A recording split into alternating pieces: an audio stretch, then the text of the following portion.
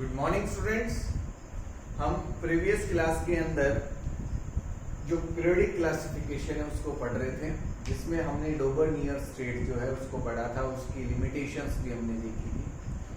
आज हम पढ़ेंगे न्यूलैंड्स लॉ ऑफ ऑक्टेव्स। क्या पढ़ेंगे? न्यूलैंड्स लॉ ऑफ ऑक्टेव्स, कि जो हमारी नेक्स्ट पीरियोडिक टेबल जो थी, ठीक है, जो नेक्स्ट पीरियोडिक टेबल जो थी वो थी न्यूलैंड्स लॉ ऑफ ऑक्टेव्स।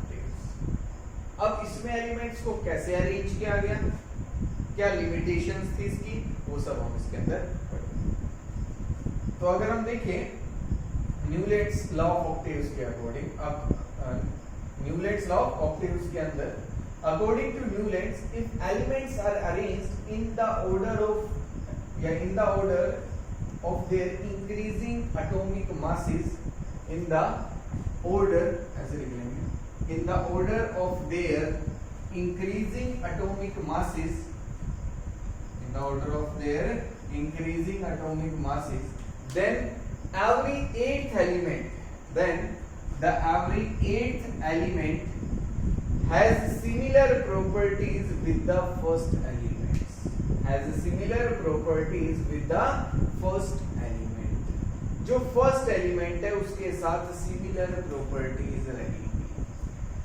क्या हमने एलिमेंट्स को अरेंज किया 1 2 3 4 5 6 7, और जो एवरी एट्थ एलिमेंट की इसके बाद जो एट्थ एलिमेंट आएगा उसकी प्रॉपर्टीज इसके साथ मैच करेगी फर्स्ट के साथ, फिर 9 10 11 12 13 14 और फिर 15, ये फिर से एट्थ एलिमेंट। तो जो फर्स्ट एलिमेंट है और उससे नेक्स्ट जो एट्थ एलिमेंट आएगा उन दोनों की प्रॉपर्टीज सेम रहेगी।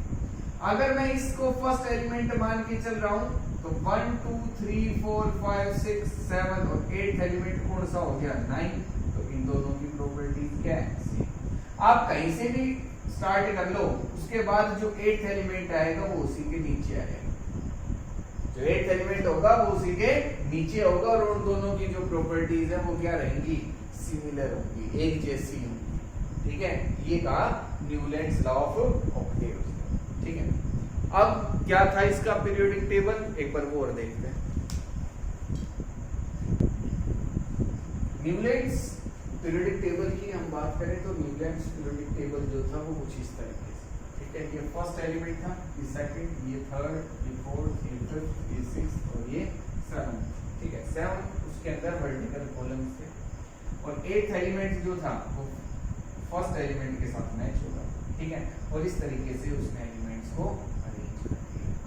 हमारी जो पीरियोडिक टेबल है उसके अंदर भी ऐसा ही है, लिथियम के नीचे सोडियम आता है, फिर पोटेशियम आता है, बेरिलियम, मैग्नीशियम, उसके बाद calcium, boron, aluminium, carbon, silicon, nitrogen, phosphorus, oxygen, sulphur. ये अभी इसी तरीके से अरेंज है हमारी जो मॉडर्न पीरियोडिक टेबल है उसके अंदर।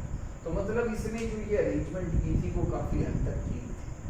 ठीक है, हाइड्रोजन जो है उसकी कुछ प्रॉपर्टीज फ्लोरीन के साथ मैच हो रही थी, ये सभी अभी एक ग्रुप के अंदर आते हैं, फ्लोरीन हो गया, क्लोरीन हो गया, ब्रोमीन हो गया। ठीक है, ये कुछ एलिमेंट्स जो है वो इसने गलत किए। अब ये इसका जो पीरियोडिक टेबल था उसमें काफी जो एलिमेंट्स थे उनकी प्रॉपर्टीज मैच हो रही थी, लेकिन काफी ऐसे भी एलिमेंट्स थे जिनकी प्रॉपर्टीज मैच नहीं हो रही थी। ठीक है, ये जो था उसने जो बात कही थी कि फर्स्ट एलिमेंट की प्रॉपर्टीज किसके साथ मैच करेंगी, एवरी एट्थ एलिमेंट के साथ, लेकिन ये जो पीरियोडिक टेबल था वो कैल्शियम तक ही सक्सेसफुल हुआ, उसके आगे ऐसा नहीं हो रहा, उसके आगे ऐसा नहीं हो रहा था। बोरॉन, एल्यूमिनियम और यहाँ क्रोमियम नहीं आ सकता, क्रोमियम के लिए यहाँ कोई जगह नहीं है, टाइटेनियम के लिए भी नहीं, गलत थी। तो इसलिए इसके आगे की जो अरेंजमेंट थी वो गलत हो गई थी, यहाँ जो प्रॉपर्टीज थी वो मैच नहीं कर रही थी एवरी एट्थ एलिमेंट के साथ। एवरी एट्थ एलिमेंट की अगर मैंने ये फर्स्ट माना तो इसकी प्रॉपर्टीज एल्यूमिनियम के साथ मैच कर रही, अगर मैंने इसको फर्स्ट माना तो एट्थ एलिमेंट ये आएगा और इन दोनों की प्रॉपर्टीज मैच कर रही, लेकिन इन दोनों की प्रॉपर्टीज मैच नहीं कर रही, इसकी भी नहीं कर रही। तो ये जो अरेंजमेंट था ये फेल हो गया। ठीक है, इसकी भी कुछ लिमिटेशंस थी, कुछ ड्रॉबैक्स थे। तो क्या ड्रॉबैक्स थे, क्या लिमिटेशंस थी, उनको डिस्कस करते हैं। अगर हम बात करें लिमिटेशंस की तो देखो, सबसे पहले तो अगर मैं आपको बताऊं कि जब न्यूलैंड्स लॉ ऑफ ऑक्टेव को डिजाइन किया गया तो उस समय 56 एलिमेंट्स ही डिस्कवर हुए। कितने एलिमेंट्स नॉन थे? 56 एलिमेंट्स ही नॉन थे, इन्हीं को हम जानते थे, और एलिमेंट्स जो थे वो डिस्कवर नहीं हुए। ठीक है, तो फर्स्ट लिमिटेशन क्या थी इसकी? It works well with lighter elements only up to calcium. जो न्यूलैंड्स लॉ ऑफ ऑक्टेव था, ये लाइटर एलिमेंट्स तक ही अच्छे से काम करता था, वैलिड था, और ओनली अप टू कैल्शियम तक। उसके बाद ये वैलिड नहीं था, इसमें लिमिटेशंस आने लग गई, मतलब कमी आने लग गई, जो प्रॉपर्टीज थी वो मैच नहीं हुई। सेकंड लिमिटेशन की अगर हम बात करें कि 56 एलिमेंट्स नॉन थे, तो न्यूलैंड्स ने कहा कि और एलिमेंट्स डिस्कवर नहीं होंगे, बस इतने एलिमेंट्स रहने वाले। लेकिन बाद में जब एलिमेंट्स डिस्कवर हुए तो वो इस पीरियोडिक टेबल के अंदर फिट नहीं हुए, उनकी प्रॉपर्टीज मैच नहीं कर रही थी कहीं, तो ये एक लिमिटेशन थी उसकी। ठीक है, next, 2 elements are placed in the same slot which was not explained by Newlands, which was not explained by, कि कोबाल्ट और निकल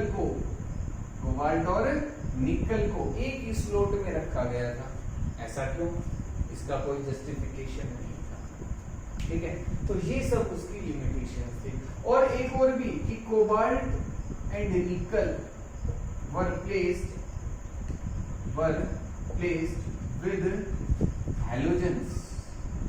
with halogens,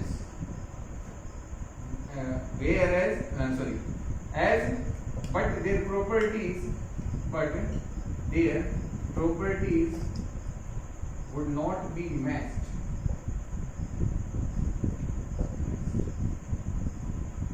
बट उनकी जो प्रॉपर्टीज थी वो मैच कहीं भी नहीं कर रही थी, और उनको एक ही स्लॉट में रखा गया। ठीक है, तो ये भी एक लिमिटेशन थी कि कोबाल्ट और निकल को तो एक स्लॉट में रख दिया, और उनको रखा भी कहाँ? हैलोजन के साथ, जिनकी प्रॉपर्टीज कभी भी आपस में मैच नहीं कर रही थी। तो ये सब इसकी लिमिटेशंस, ये सब क्या थी? इसकी लिमिटेशंस। ठीक है, तो ये तो बात हो गई न्यूलैंड्स लॉ ऑफ ऑक्टेव्स। ठीक है, उसकी क्या कहा न्यूलैंड्स ने, क्या उसकी लिमिटेशन थी, ये सब हमने देखा। नेक्स्ट जो पीरियोडिक टेबल है वो हमारे पास है मेंडलीव्स पीरियोडिक टेबल। कौन सा है? Mendeleev's periodic table. ठीक है, बिल्कुल आसान है। ठीक है, जैसा हमने इसमें देखा वैसा ही अरेंजमेंट कुछ उसके अंदर होगा, लेकिन उसको हम करेंगे नेक्स्ट क्लास के अंदर। ठीक है, आज इतना ही करेंगे, हम डेली थोड़ा थोड़ा ही काम करेंगे, बिल्कुल आसान है ये, एक बार पढ़ने से ही आपको समझ में आ जाएगा कि क्या है इसके अंदर। ठीक है, आपको मेन कि क्या बातें कही, कोई भी पीरियोडिक टेबल था उसने और उसकी लिमिटेशंस क्या थी, ये आपको याद है। ठीक है, तो आज हम इतना ही करेंगे। अगर इसमें कोई भी डाउट रहे तो मेरे से जरूर पूछ लेना। ठीक है, और नेक्स्ट क्लास के अंदर हम मेंडलीव्स पीरियोडिक जो टेबल है उसको पढ़ेंगे, उसने क्या कहा वो देखेंगे। ठीक है, थैंक यू।